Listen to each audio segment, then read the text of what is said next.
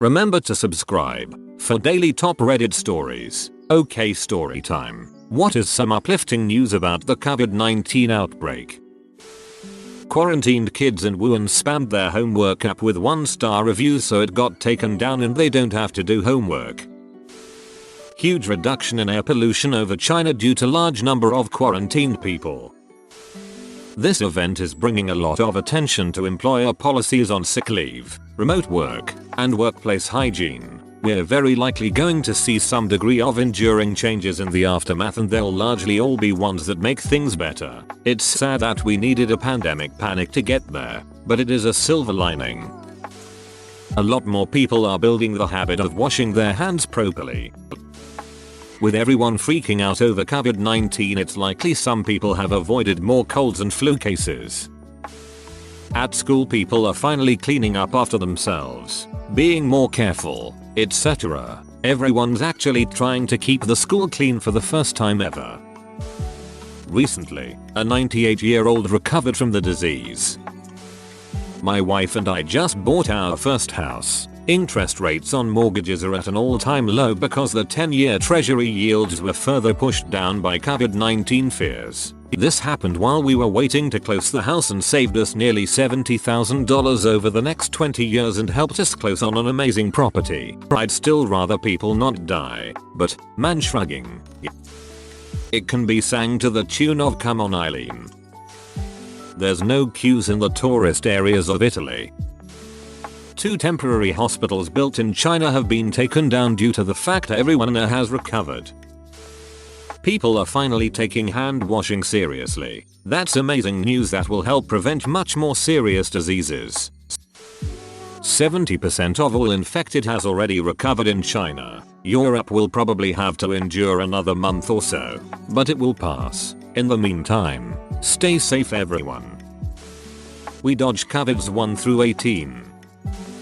All the anti-vaxxers will be eliminated when the vaccine comes out.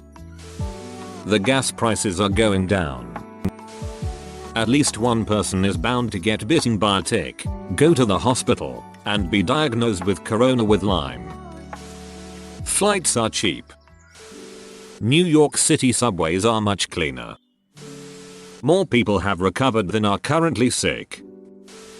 My parents have stocked up on tons of dry goods and household items, which means when this blows over, I'm going to get about $200 of items the next time I visit. Coronavirus not spread via cake consumption, so enjoy a happy and safe cake day. People are more aware of personal and public hygiene. Iran just offered its citizens 100 gigabytes of free data to stay indoors. Madlad, edit. Coronavirus also killed the infamous butcher of Tehran, who is responsible for the deaths of 1,500 protesters during last year's uprising. Animal Crossing is coming out in 2 weeks and my job had been working me like a horse. It's starting to get bad in my area, so I think I'll get some time off to enjoy it. It has reduced pollution, and will likely continue to do so. It seems that children under 10 are very resistant to the virus, as none have died of COVID-19. It got me laid. This girl I am seeing is legit panicking over it, and she didn't get her hands on the hand sanitizer things before they sold out. Guess who has a little sister who's been collecting those small bottles with sanitizer? Me. I gave her the box. We ended up having 6 afterwards.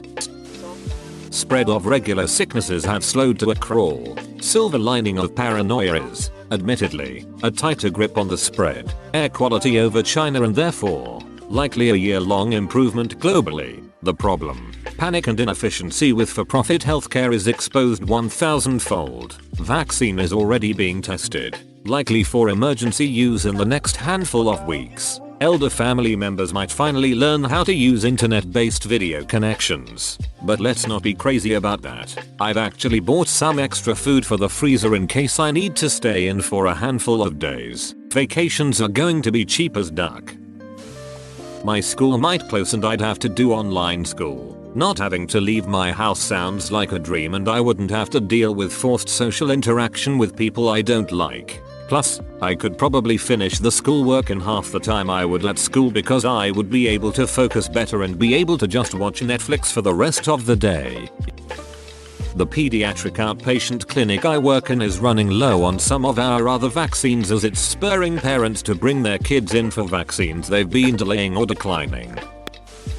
People are less likely to want to hug or shake hands, which is good news for me, because I have germophobia.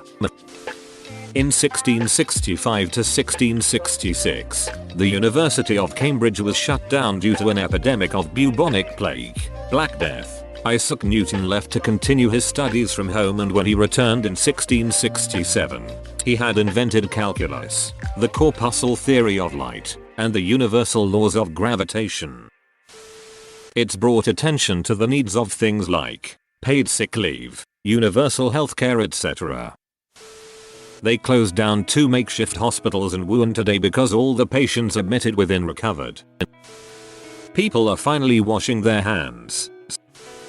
Denmark is a very environmentally friendly country. China is not. Since the coronavirus outbreak, many people have had to stop working, which means factories closing, which means less pollution. China is now almost as environmentally friendly as Denmark. The mortality rate is low and many people have in fact recovered. Keep your immune system strong. Flexed bicep. My grandma's city of Reynosa, Tamaulipas, Mexico is starting to fine people for littering and making an unhealthy environment, which is helpful since the place has become so polluted the river is now green with trash all around it. Everyone staying indoors is causing a decrease in CO2 release. Maybe it will finally convince the US to get its healthcare system up to speed with the rest of the first world. Donald Trump is in the high-risk category. Companies are seeing that remote access work and conferences work well and may be able to implement them for the benefit of disabled people, something they've refused to do till abled people were affected, and surprisingly, better long-term hygiene habits are likely to be formed. Soap is selling out because people are washing regularly. What were they doing before? Mortgage rates are going down. Housing markets might become more affordable. The very young so far appear to recover from COVID-19 more so than typical flu strains. I believe there still has been no reported COVID-19 deaths below 9 years old at time of writing. More hand washing, which may become more common. Hands pressed together. BTS fans have donated tons of money to relief efforts using the refunds from cancelled concerts. School and work closings. Not necessarily uplifting in the grand scheme of things, but a week or 2 off is appreciated by anyone. In the scramble for new medicaments and vaccines, new technologies will be used and the usual regulatory framework will be streamlined a little because of the time constraints. We may reap quite a lot of new drugs and technologies from this crisis that would otherwise take decades to develop. This is similar to war, another big driver of technological progress. Only in this case, the enemy is not human, but the sense of urgency is similar, and in this case, the entire mankind is on the same fighting side. It's not as dangerous as you think. The media over-exaggerate the situation to make people more cautious. It was speculated that COVID-19 may have been contracted from pangolins, so there was hope that the animals might be trafficked less after this. Who knows? Maybe the outbreaks caused some anti-vaxxers to realize that, modern medicine exists for a reason and vaccines are one of the major reasons why outbreaks and pandemics like this don't really happen all that often anymore. But that's probably wishful thinking on my part. But I still wonder if anti-vaxxers would take a COVID-19 vaccine if when it becomes available, given that it's something happening in real time. Bright sides. Those who own Lysol Purell stock are probably seeing gains. Summer is coming. I was able to upgrade to first class on my flight today for $19. Most people who have got the virus have already recovered. The growth rate in China has gotten ridiculously small, with only 99 new cases last day. It shows that public measures definitely work. More so, it's likely the public measures that work are unrelated to the lockdown. We are talking about speeding up testing, teaching people to wash hands and aggressive contact tracing. And now, while the number of cases is small in the other countries, the impact of implementing the public measures can be a huge component of greatly reducing spread and fatality. And it's not just China. Singapore has also been impressive here, more so than China. Basically, we now know that with proper measures the virus reproduction number can be 0.35. It can be contained. After 33 years I've finally found the motivation to stop biting my nails. It's uniting the world in everyone's shared concern for fellow human. Shoot, I gotta walk my dog. Thanks for listening. If I spark joy, hit me with a like and subscribe. I make new videos every day. Till then, check out another video or leave a comment. I love you. Have a great day, you smashing sexy person.